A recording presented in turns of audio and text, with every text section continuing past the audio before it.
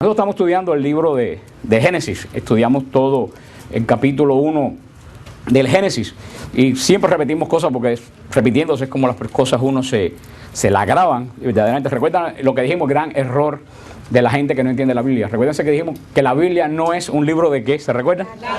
De datos, se lo aprendieron bien. La Biblia no es un libro de datos. Lo repito por tercera vez, la Biblia no es un libro de datos. ¿Qué cosa es un libro de datos? Un libro de datos es un lugar donde tú vas a buscar información. Tú no vas a la Biblia a buscar información. Si tú vas a la Biblia a buscar información, tú ni vas a entender la Biblia, ni vas a recibir el mensaje de Dios. Vuelvo a repetir por cuarta vez. La Biblia no es un libro de datos. ¿Qué cosa es la Biblia? La Biblia es la visión espiritual de nuestra vida y de la historia desde el punto de vista de Dios. Punto. No es un mito, no es una fábula, no es un cuento. Es una visión de nuestra realidad no vista desde nuestros zapatos, sino vista desde ¿dónde? Desde el cielo, desde el trono de Dios, donde Juan ve en el medio del cielo el trono de Dios, donde se dirige toda la mirada de la adoración de la creación. Luego entonces solamente podemos ir a la Biblia no buscando dónde están los dinosaurios, con quién se casó Caín, todas esas preguntas que uno le hace cuando no camina en el Espíritu, porque esos son ¿qué cosa? Datos. Y la Biblia no es un libro de datos. A la Biblia no le importa decirle dónde están los dinosaurios, no le importa decirle con quién se casó Caín. La Biblia quiere que yo tenga una visión desde el punto de vista de Dios del orden de la creación. Por eso estudiamos el primer capítulo de Génesis.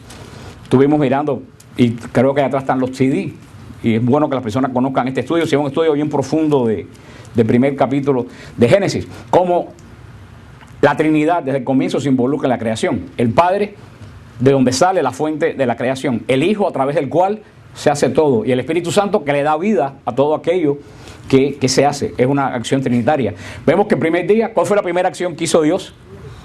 Separar la luz de las tinieblas. Y esa luz no es el sol, porque el sol se creó. ¿Se acuerdan qué día se creó el sol?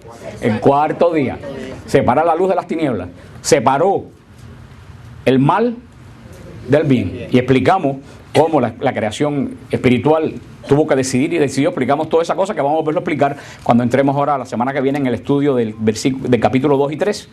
Vamos, cómo Dios crea esta creación espiritual y escoge una parte, escoge el mal, se separa el mal del bien. El Señor separa la luz de la oscuridad. La luz nos lo dice el primer capítulo del Evangelio de San Juan. La luz es Cristo. Y San Juan nos da en el primer capítulo, que también comienza igual que el Génesis, en el comienzo nos da la razón. La luz nunca puede ser vencida por las tinieblas. Ese tiene que ser el principio de toda nuestra vida. Así comienza este estudio de la creación, no visto desde el punto de vista científico y que no se opone a la ciencia, sino que es la visión dada ¿de quién? De Dios. De Dios. Vemos cómo Dios prepara esta creación como alguien que hace una casa. Primero mide el espacio, después hace la casa y después la va amueblando. Por eso vemos cómo va creando todo a partir de qué surge todo lo creado del agua. Del agua surge la vida. Todo tiene conexión con el Nuevo Testamento. Nosotros, ¿dónde recibimos la vida? En las aguas del bautismo. Toda la vida nace en el agua. Cómo el Señor va amueblando su casa a partir del agua por los anfibios hasta todas las plantas. Cómo el Señor crea a las bestias y el hombre. ¿Qué día? El sexto día. Cómo Dios crea a las bestias y el hombre el mismo día. Pero se recuerdan lo que hablamos la semana pasada. El hombre está creado más que para el sexto día. El sexto día, ¿qué cosa es el sexto día? Día de trabajo. Ahí están creadas las bestias y el hombre. Nosotros vamos más allá. Nosotros no estamos creados para el sexto día. Nosotros estamos creados para qué día. ¿Para qué día? Para el séptimo día. El hombre se crea para el séptimo día. ¿Para qué se crea el hombre? Para adorar. El séptimo día es el día de la adoración. El hombre no está creado para trabajar como un animal todos los días de la semana. El hombre está creado para trabajar y para adorar. El hombre es el único ser de toda la creación que tiene capacidad de reconocer a Dios y de adorar a Dios. Por eso, en el sexto día, cuando Dios crea las bestias y el hombre que todos estamos trabajando, Dios le da una bendición especial al hombre. Sean fecundos y llenen la tierra. Esa es la gran bendición, la fecundidad. Por eso, mucha gente, después vamos a ver cuando veamos el capítulo 2, mucha gente piensa que el pecado de Adán y Eva fue el sexo. Nada que ver con eso. El sexo es bendecido por Dios dentro del orden de Dios, porque se lo dice: fecunden la tierra, o sea, engendren hijos. ¿Y cómo es la primera orden que le da el Señor al hombre, engendra hijos, crea la tierra, el demonio ya sabe desde el primer comienzo que tiene que atentar contra algo. ¿Contra qué? Contra la vida y contra la familia. Porque toda la creación de adoradores nace ¿de qué? De una familia. En la familia es donde se da la adoración. Y por eso el demonio, créanme hermano, una familia donde no se adore a Dios, esa familia el domingo en la iglesia no va a adorar a Dios. Una familia donde los hijos no vean a los padres orar, esos hijos nunca van a orar. Y pasará como una vez pasó una muchachita que estaba llorando cuando yo en otra parroquia que nosotros íbamos, y la muchachita le dije, ¿qué te pasa que estás llorando? Y dice, ora por mi papá porque ellos me traen, me dejan en la puerta de la iglesia y se van y me recogen después. Esos padres hacen más que otros, le querían dar instrucción a los niños, pero no recibían instrucción. ¿Cómo te lo voy a decir? Lo dijo, no bebas bebidas alcohólicas si tienes el refrigerador lleno de cerveza. Nadie da lo que no tiene. Por eso la adoración comienza en familia. Y como el demonio sabe eso, lo primero que está tocando es que en la familia no se ore. Por eso es que dice ese principio, familia que ora unida, permanece unida. ¿De qué vale dar a tu hijo carreras? Darle un carro del año, darle mucho dinero para que tu hijo se pierda en la droga y se pierda en 400 cosas. Como le dije que en un libro que yo leí que decía, este señor, trabajé toda mi vida para mi hijo, me di cuenta que al final ya no tenía hijo. Porque lo había perdido. Aunque crean que no, todo esto está relacionado con el Génesis. Porque el Señor da esa orden en el séptimo día. Crezcan, multipliquen y llenen la tierra. Y el séptimo día, ¿qué es lo que dice que hizo el Señor? Descansa, bendice y santifica. Dijimos que los judíos, ¿se acuerdan qué le pasó a los judíos? Los judíos se desenfocaron. ¿Se recuerdan que hablamos de eso? La ley se la dio el Señor, ¿para qué? Para llevarlos a ¿quién? A Dios. Sin embargo, los judíos, ¿cuál era la meta de la ley? El final de la ley, Dios. Sin embargo, los judíos, en vez de enfocarse en Dios, ¿en quién se enfocaron? En la ley. Y ahí fue donde se desenfocó todo. Perdieron el objetivo. Seguían la línea, pero no tenían final. Como todo esto nos enredaron, el Señor el sábado dice que descansa, pero dice que santifica y bendice. Y bendice. Ellos se olvidaron de la santificación y la bendición y se enfocaron en ¿qué cosa? En el descanso. Y el descanso no es para el descanso es simplemente que Dios está diciendo que Él terminó de crear. En el sexto día, cuando crea las bestias y crea al hombre, que es el hombre, que es la corona de la creación, Dios termina de crear. De ahí en adelante, ¿quiénes tienen que seguir creando? Nosotros. Dios termina su obra en el sexto día y nos las entrega a nosotros. De ahí en adelante, lo que sucede en el mundo no es responsabilidad de Dios, es responsabilidad del hombre. Imagínense que ustedes hacen un negocio, trabajan toda la vida en un negocio y tienen un negocio floreciente, un negocio que da dinero, un negocio, tremendo negocio, y se deciden retirarse y se lo entregan al hijo. Y a los 4 meses el negocio quiebra. ¿De quién quebró el negocio? El hijo. ¿Cómo se lo entregó el padre? Floreciente. Eso es lo que pasó. El Señor terminó la creación 7 veces buena y nos las dio. Y la bendijo y la santificó. De ahí en adelante el Señor descansa. Quiere decir, si el Señor descansa, ¿quiénes tienen que trabajar? Nosotros. Tenemos que fructificar lo que el Señor nos dio. Y eso lo que quiere decir descansó. No quiere decir que tenemos que pasarlo el séptimo día o el octavo día, como celebramos nosotros el domingo, así, como hacen los judíos. Que para los judíos, el día de descanso se convirtió en el día de más trabajo. A pesar que no hacen nada, trabajan más, porque los que hemos estado en Israel, ¿quiénes de aquí han ido conmigo a Israel? Todos los que han ido a Israel conmigo en las veces anteriores, sabe la angustia para el judío que es el sábado. El judío no puede crear nada el sábado. Tan es así que no puede encender la electricidad, porque el levantar la pestaña esa de la electricidad es crear luz. Entonces ellos tienen que dejar las luces prendidas desde el viernes. No pueden cocinar porque no pueden prender el fogón o la estufa, porque eso es crear calor. No pueden apretar el botón del ascensor, porque eso es crear la llamada del...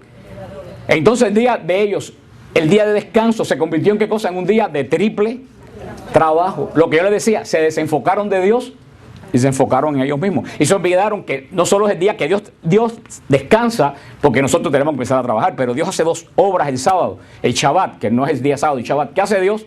Bendice y santifica.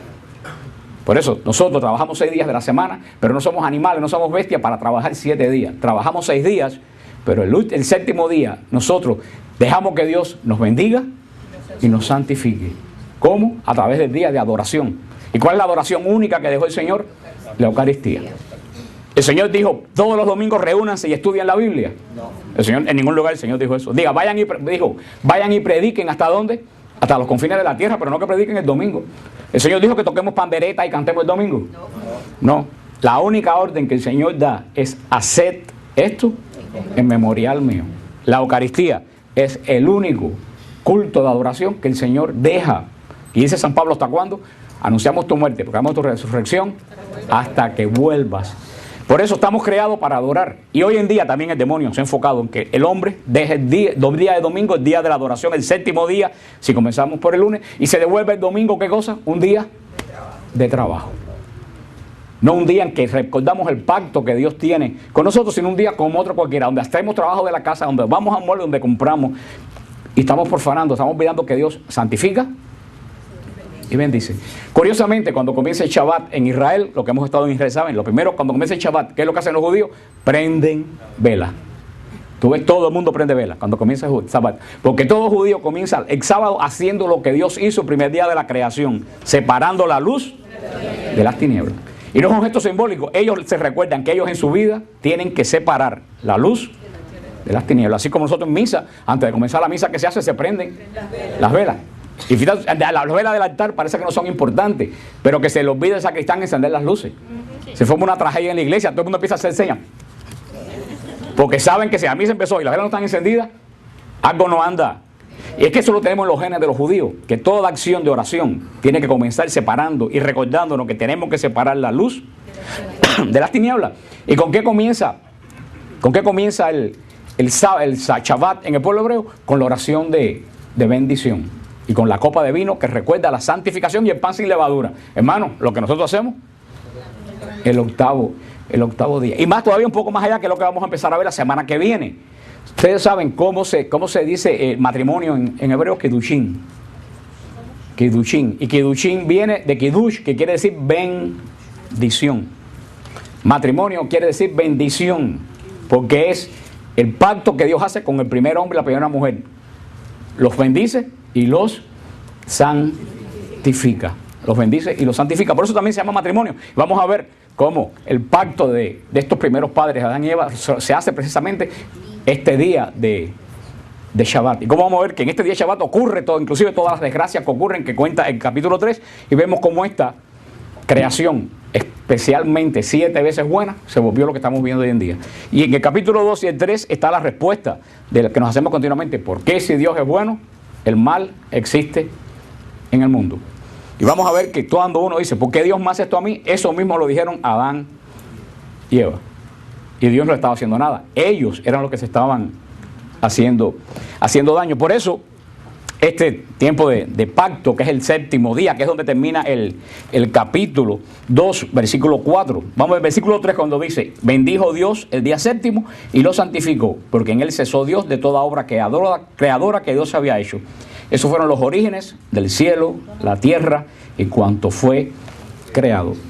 Luego, si les interesa, el CD detrás está de Génesis. Es muy importante conocer el Génesis. Para conocer hasta la crucifixión, para conocer la obra de Cristo, para conocer tu vida, tienes que entender el Génesis. Porque todos ustedes, en la vida de ustedes, tienen un Génesis. Y todos ustedes tienen un árbol con la fruta prohibida. Todos ustedes tienen un ángel vestido de un ángel, de un demonio disfrazado de ángel. Todos ustedes tienen que decidir en qué hago la voluntad de Dios o hago mi voluntad. Es importante conocer la creación para poder entender el plan de Dios y conocer toda la Biblia. Se va a basar en estos 3 primeros capítulos de Génesis. Por eso son los 3 capítulos que menos se entienden de toda la Biblia. Y por eso que nadie los explica. Y por eso que hace 10 años aquí no se explicaban, ahora lo estamos explicando. Por eso recuérdense que dijimos, con este capítulo 2 que comienza en adelante, va a ser como un zoom. Eso que la cámara que tú agranda.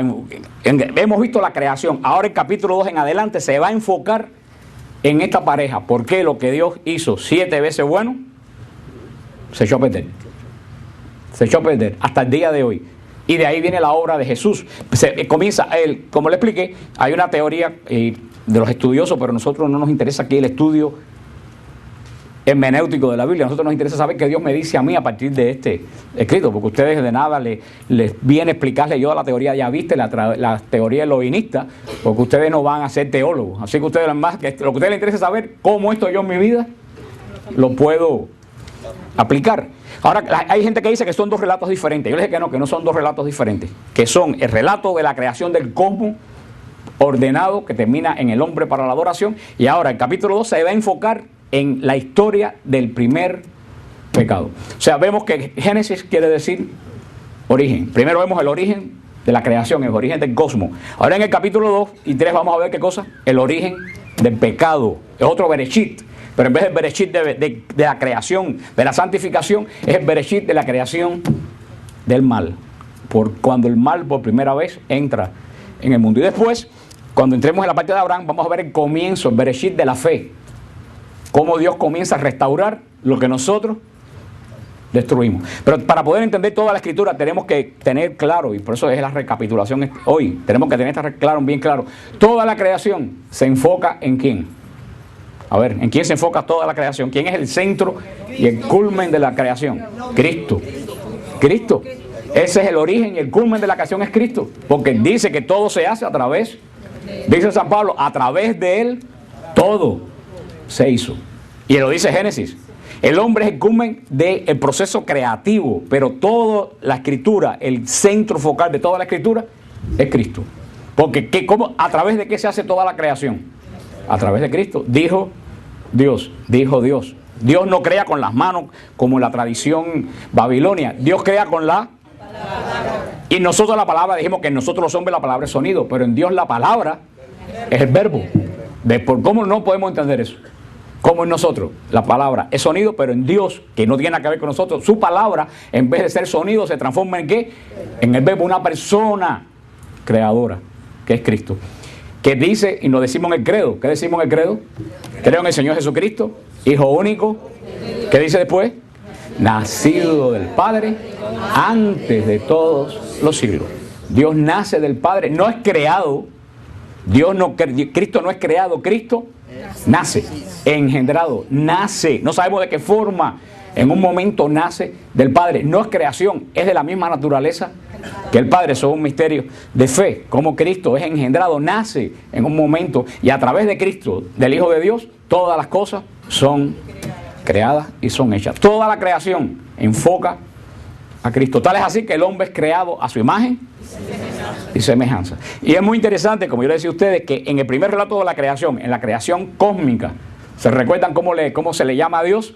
Elohim, el Altísimo, se le llama a Dios. Pero cuando empieza el relato del hombre, ya no se le llama Elohim, se le llama Yahvé Elohim.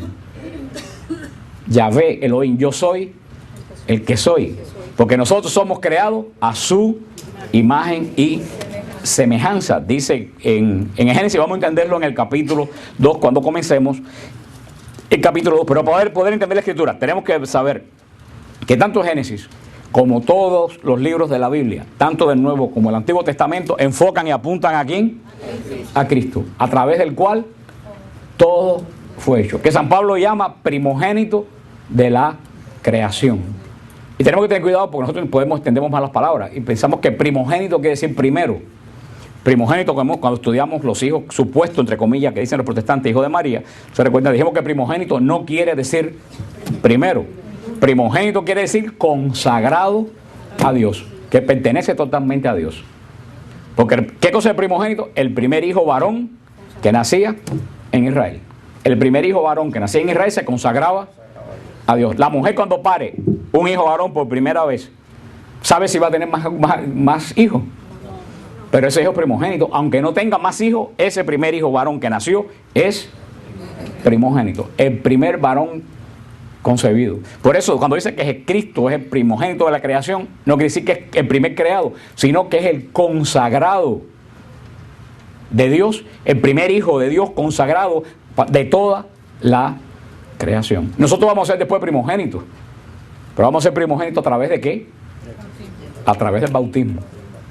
A través del bautismo. Pues por eso Cristo es el primero de los primogénitos de la creación y a través de él todo fue hecho. Por eso todos los libros de la Biblia, vamos a ver el Éxodo, Levítico, todos los libros de la Biblia se enfocan en la segunda persona de la Trinidad. Y si ustedes han visto ese cuadro tan hermoso de la Trinidad, que son 3 ángeles sentados en una mesa, ¿ustedes no lo han visto? Que es un ícono que un día lo consiguiéramos grande para explicarlo, porque los íconos hablan, nos dicen. Si ustedes, esos 3 ángeles que están sentados alrededor de la mesa representan a la Trinidad, Padre, Hijo y Espíritu Santo. Sin embargo, el pintor, que conoce muy bien la teología, la mesa donde están sentados los 3 simboliza la creación. y vemos que la tienen puesta la mano sobre la mesa el Hijo y el Espíritu Santo. El tercer ángel no toca la mesa. ¿Qué es lo que quiere decir? El Padre no se mezcla con la creación. El Padre trabaja con la creación a través del Hijo y a través del Espíritu Santo. A través del Hijo, redimiendo y dando la creación, y a través del Espíritu Santo, santificando la creación tal como el primer día. Pero el Padre es el que se mantiene lejos de la creación, porque a Él es el que va toda la adoración y toda la gloria de toda la creación. A pesar que el Padre, el Hijo y el Espíritu Santo son tres divinas personas que forman un solo Dios. Y para que no haya confusión, le decía, y se repetía la semana pasada, hay testigos de Jehová, eso dice, bueno, Cristo dice que el Padre es superior a mí. Entonces Cristo no es Dios, porque el Padre es superior a Cristo. Eso lo dicen los testigos de Jehová y lo dice Cristo, el Padre está superior a mí. Yo le ponía el ejemplo, se lo repetí la semana pasada. En mi casa, cuando yo era muchacho, mi papá era superior a mí. Mi papá mandaba y ¿qué hacía yo? Y más vale que obedeciera. Pero que mi papá fuera superior a mí, ¿lo hacía él más humano que yo? Era humano exactamente igual que yo. Porque era superior a mí, porque tenía el poder de mandar sobre mí. Cristo y el Padre son de la misma naturaleza divina, solamente que uno es el centro del orden y superior al otro en cuanto a orden, pero los dos siguen siendo de naturaleza divina, tal como mi papá y yo éramos de naturaleza humana, pero un problema de orden, él era superior a mí. ¿Usted entiende cuando dice Cristo, el Padre es superior a mí? Porque no puede mandar el Padre, el Hijo y el Espíritu Santo, entonces fuera un caos, donde mandan tres personas diferentes. Por eso toda la Trinidad se enfoca, emana las órdenes a través del Padre, se ejecutan a través del Hijo y el Espíritu Santo, pero forman un solo Dios verdadero. Lo que es de uno es de los tres. Es un misterio que no podemos entender, que solamente podemos adorar. Pero este misterio se revela a través de la creación. Y ya la semana que viene vamos a entrar directamente, ya sin preámbulo, vamos a entrar directamente al drama del pecado. Vamos a estudiar este ser que estaba ahí en la creación, donde nos habla el profeta Ezequiel quién es y cuál era su función, porque no lo dice el capítulo 2, pero Ezequiel nos lo deja entrever. Y ese mismo ser que actuó con esta pareja así, sigue actuando exactamente igual en tu casa y en tu familia. Porque lo bueno que tiene el caso, ¿se acuerdan? Como el demonio está fuera de qué? Del tiempo, es como que no inventa cosas nuevas, siempre repite las mismas cosas, nada más que cambia el escenario. Y somos tan tontos que seguimos cayendo exactamente igual que la primera, estándolo todo escrito. No sabemos cómo. Y todavía me preguntaba una persona de WTN, ¿nosotros tenemos poder para derrotar al demonio? Sí. Me preguntaba esa persona. Y yo le decía, si tú a estas alturas no te has dado cuenta que tenemos poder para derrotar al demonio, tu casa debe ser un desastre. Y ese es el problema de muchos católicos. Muchos católicos no saben que tenemos poder. Los católicos más poder que nadie para derrotar al demonio. Porque tenemos dos de las armas más poderosas para derrotar al demonio. El nombre de Jesús y la Virgen María. El demonio detesta profundamente a la Virgen María. Su soberbia no le permite reconocer que una muchacha de 14 años le dijo, a ti no te sirvo ni tengo nada que ver contigo. Pero nosotros tenemos ese poder y la Biblia, este capítulo de Génesis, nos va a revelar toda esta estructura del primer tiempo, de la primera creación, porque recuérdense, ya ha terminado el tiempo que me queda, recuérdense lo que le decíamos, ¿de qué sirve la creación si no hay gente que se den cuenta de que la creación existe? Si tú haces una casa en un lugar donde nadie va, ni nadie nunca la visita, ni nadie nunca la ha visto, ¿de qué te vale tener la casa ahí? ¿Verdad? La creación sin el hombre no hubiera existido, porque nosotros somos los únicos que podemos percibir que la creación existe. Y nosotros podemos percibir, podemos saber que esta creación tiene un origen y que este origen está por encima de nosotros y adoramos este origen a través de la revelación que Dios ha dado en su palabra, a través del Espíritu Santo. Pero aunque crean que no, todo esto comienza con este estudio de este primer libro de la Biblia, que todo el mundo lo lee tan mal, y un libro tan hermoso y tan profundo, y cómo se le pasa por encima buscando ¿qué cosa? Datos, en vez de decir qué Dios me está diciendo. Que la creación tiene un orden, que Él hizo la creación ordenada y buena, y que esa creación ordenada y buena en un momento se desordenó. Y Cristo comenzó el orden de la creación, pero no lo ha terminado. Cristo termina el orden de la creación cuando retorne en gloria. Pero mientras Cristo retorne en gloria, nosotros somos los que tenemos que poner el orden en la creación. Y muchas veces nosotros, en vez de ponernos en el bando de Dios, de la luz, nos ponemos en el bando de la oscuridad. Y después decimos, ¿por qué Dios me hace esto a mí? ¿Cómo que Dios te hace si tú no estás en el bando de Dios? Y eso es lo que termina el Apocalipsis diciendo que comience Génesis. Lo que termina el Apocalipsis es la batalla de las luces contra las tinieblas. Y el vencimiento de las tinieblas por la luz. O sea que toda la Biblia tiene un tremendo contenido que está enlazado una cosa a otra. Lo que pasa es que hay que estudiarla dentro del contexto de la voluntad de Dios, y así nosotros la estamos estudiando. Entonces es un resumen de esta primera parte de la Biblia para comenzar ya la semana que viene directamente en el segundo Bereshit. Recuerda, Bereshit quiere decir que en el principio. Vimos en el principio de la creación. Nos hemos quedado que la creación hasta ahora está bendita. ¿Y qué cosa? Santificada. Y es 7 veces buena. Ese es el principio de la creación. Ahora vamos a ver el principio del mal. La semana que viene vamos a ver el principio del mal en la creación. Y después más adelante, cuando terminemos esa parte, que vamos a hacer un poquito larga, porque vamos a estudiar la parte de este ser que desarma la creación, vamos a ver el principio de la restauración de la creación. ¿A través de qué figura? De Abraham. De Abraham. Cómo el pacto con Dios comienza, el primer pacto con Dios comienza, cómo Dios, en vez de olvidarse de nosotros, hace un pacto con nosotros de nuevo. Y los que van a vencer en la luz son esos que están dentro del pacto que Dios va a hacer con Abraham y que lo tenemos nosotros a través de la iglesia. Entonces, que va a ser un estudio muy interesante, que ojalá que ustedes lo sigan. Pero tienen que escuchar la primera parte de la creación de Génesis. Si no entienden la primera parte de la creación, que fue la clase hace 2 clases atrás, pues no van a entender bien el hilo del por qué. Porque entramos inclusive hasta un poco en la teoría de la evolución y hablamos de la relación del tiempo con la luz. ¿Se acuerdan? ¿Se acuerdan cómo se comienza? A veces se les olvidó cómo se llama los 10 primeros segundos que la luz se lanzó según la teoría de la evolución, desde los 10 segundos hasta los 45 segundos. ¿Se acuerdan cómo se llama? A mí se lo aprendieron en Planck. Anterior a ese Planck, según la teoría de Einstein, anterior a ese Planck no había tiempo. El tiempo surge en esos 10 segundos, porque dice que los primeros 10 segundos es cuando explota aquello, y de ahí surge el tiempo, pero el tiempo en realidad surge de los primeros 10 segundos a los 45 segundos. Y hasta los mismos científicos dicen, anteriormente a esos 10 segundos el tiempo no existía, científicamente. Y por eso que nos cuesta tanto trabajo entender a Dios y a los ángeles, porque Dios y los ángeles están fuera de nuestro tiempo. Nos movemos en 2 dimensiones, y en nosotros no saber cómo se funciona cuando no hay tiempo hace que nosotros no entendamos la creación. A nosotros nos conviene, como dice, a nosotros nos conviene que no haya tiempo. Vamos a ver, a nosotros nos conviene tener tiempo. Y vamos a ver la semana que viene porque a nosotros nos conviene tener tiempo. Porque a los ángeles, el gran problema de los ángeles fue que no tuvieron tiempo. Están creados fuera del tiempo. Parece una locura, pero ya la gente que han venido a la clase sabe de qué estamos hablando. Nosotros, que es algo muy profundo, que desafortunadamente no se habla en casi ningún lugar. Se habla de muchas boberías, pero no se hablan de esas cosas que de verdad el pueblo de Dios tiene que adentrarse.